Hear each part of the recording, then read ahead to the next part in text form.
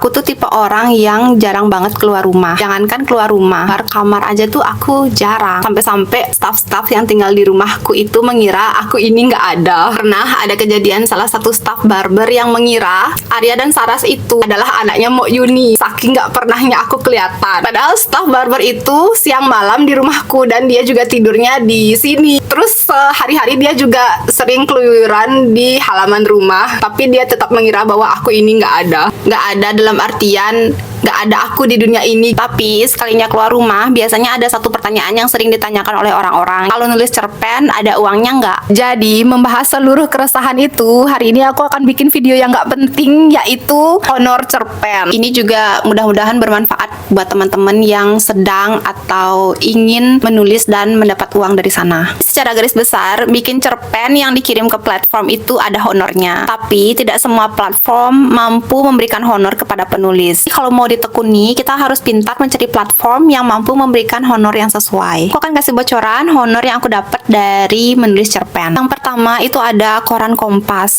Kayaknya semua penulis tuh udah tahu antara semua platform, Kompas adalah platform yang bisa kasih paling banyak honor bagi penulisnya. Cerpen di koran Kompas itu dihargai 1.400.000 dan dipotong pajak. Waktu aku ngirim cerpen Giri Toh Langkir, jangan lupa dibaca ya.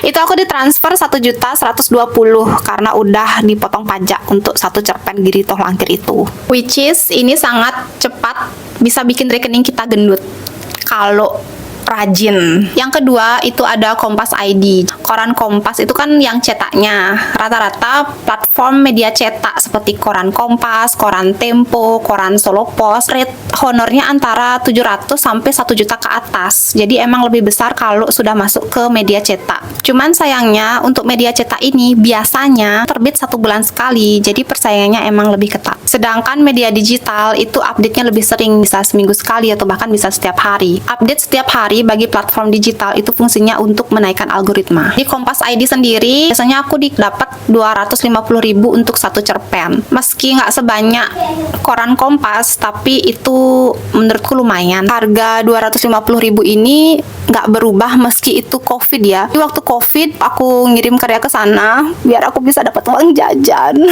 Yang ketiga, ada ceritanet.com. Di sana aku dibayar 200.000 untuk satu cerpen tanpa dipotong apapun lagi. 4 itu ada majalah Bobo. Waktu itu satu cerpenku dibayar 250.000, tapi itu dipotong pajak. Jadinya yang masuk ke rekening cuman 225.000 gitu kalau nggak salah. Lainnya aku tulis di sini aja. Nah, selain ini masih banyak banget platform lain. Kreativitasnya kita aja dalam mencari itu di gulu-gulu. Kalau ditanya worth it atau nggak worth it, itu tergantung preferensi kita masing-masing ya. Hanya kalau aku sendiri bikin cerpen 1000 kata itu bisa makan waktu 1-2 jam udah selesai. Misalkan moodnya ada, idenya ada. Terus apakah ini bisa dijadikan pekerjaan utama? Menurut aku pribadi jujur enggak.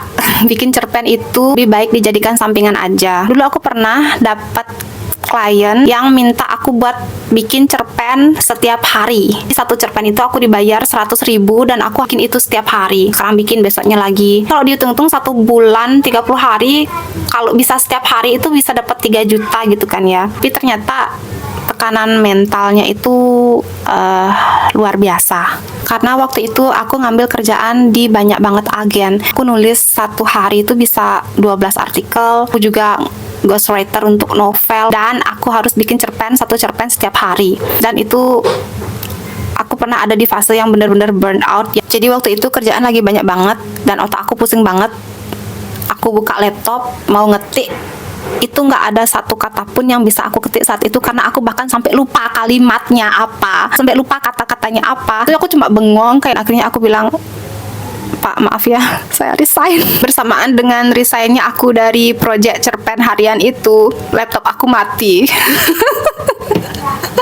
Tiba-tiba aku buka, terus aku hidupin, dia nggak mau nyala. Sampai sekarang aku belum beli, udah sekitar 1,5 tahun itu aku nggak nulis sama sekali. Tapi untungnya klienku ini baik banget. Dia sempat bilang, kapanpun kamu mau kembali, kita akan tunggu karya kamu lagi, kayak gitu. Sedih banget, makasih banyak. Terakhir, selain cerpen, teman-teman juga bisa kirim karya tulis lain seperti puisi ataupun resensi buku ke platform tersebut, dan tentunya honornya juga beda. Waktu itu aku sempat kirim puisi ke Kompas ID dan dibayar 250.000. Bisa di search puisi Nityasa Wijaya. Itu ceritanya nama pena, tapi aku nggak konsisten pakainya.